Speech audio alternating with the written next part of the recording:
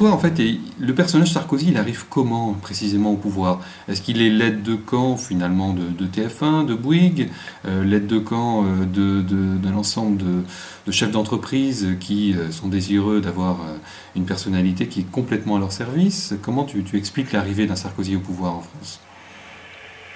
C'est une question difficile. Ce que je sais par rapport à ce qu'on vient de mentionner, c'est-à-dire Bouygues, Lagardère, TF1, Hachette, etc., c'est que effectivement ils ont complaisamment relayé son discours et sa propagande, et qu'ils ont réussi à créer les conditions effectivement de sa victoire. Maintenant, est-il la marionnette d'un groupe puissant? Enfin, c'est un peu une théorie complotiste, j'y crois pas franchement. Je pense que les deux côtés y trouvent leur compte en réalité, parce que lui il y a le dossier de sa personnalité aussi qui serait très long si on commençait à en parler, mais il a toujours été fasciné par la réussite sociale. C'est le fameux côté bling-bling que maintenant tout le monde connaît.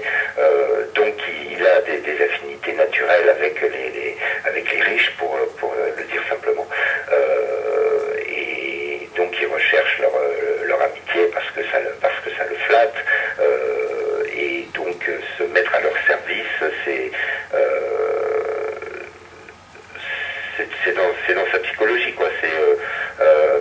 C'est parce qu'ils partagent leurs valeurs, leur vision de la société, et ce dont il rêve, c'est de devenir comme eux. De toute façon, il l'a dit déjà quand il quitterait la politique, son idée c'est de faire du fric. Donc il n'y a rien d'étonnant à ce qu'il soit proche de tous ces milieux d'affaires, donc qu'il mène une politique qui les sert, et en échange que ces gens-là, effectivement, voient en lui le candidat idéal et fassent tout pour le promouvoir. Et donc ça fait... Mais moi je suis parti du constat au départ qu'il n'aurait jamais dû être élu. Oui, pour toi, tu l'appelles le président, non pas de la rupture, mais de l'imposture, hein, c'est le terme que tu emploies. Hein, Oui, tout à fait, parce que là on revient à une partie de ce que je disais tout à l'heure, enfin dans la citation que tu fais de mon livre, c'est que son programme était totalement vide.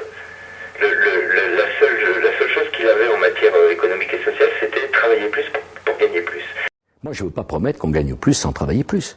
Ça, c'est de la démagogie. Je veux qu'on laisse les gens travailler s'ils ont envie de gagner davantage. Quelle est la solution?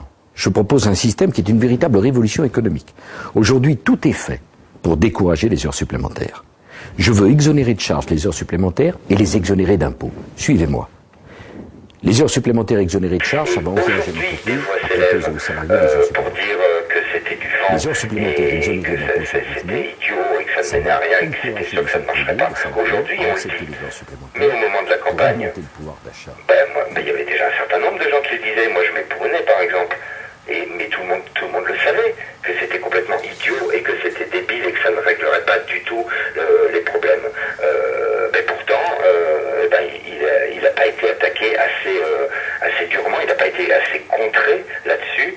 Et cette imposture, c'est une imposture de prétendre résoudre les problèmes du pays avec la pauvreté, la précarité grandissante, avec tous ces gens qui sont les précaires, etc., en prétendant actionner uniquement cette formule magique, incantatoire de travailler plus pour gagner plus. Tout le monde savait que c'était idiot et que ça ne marcherait jamais, mais pourtant, on l'a laissé faire les beaux jours de tous les médias avec ce slogan, et les gens y ont cru.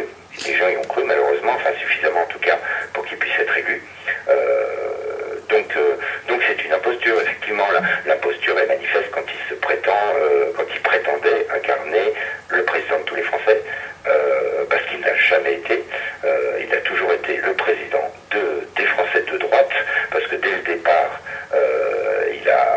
il a continué à diriger l'UMP, à aller à des réunions de ce parti politique, à recevoir les élus de ce parti. Enfin, il n'a jamais été au-dessus de la mêlée. Il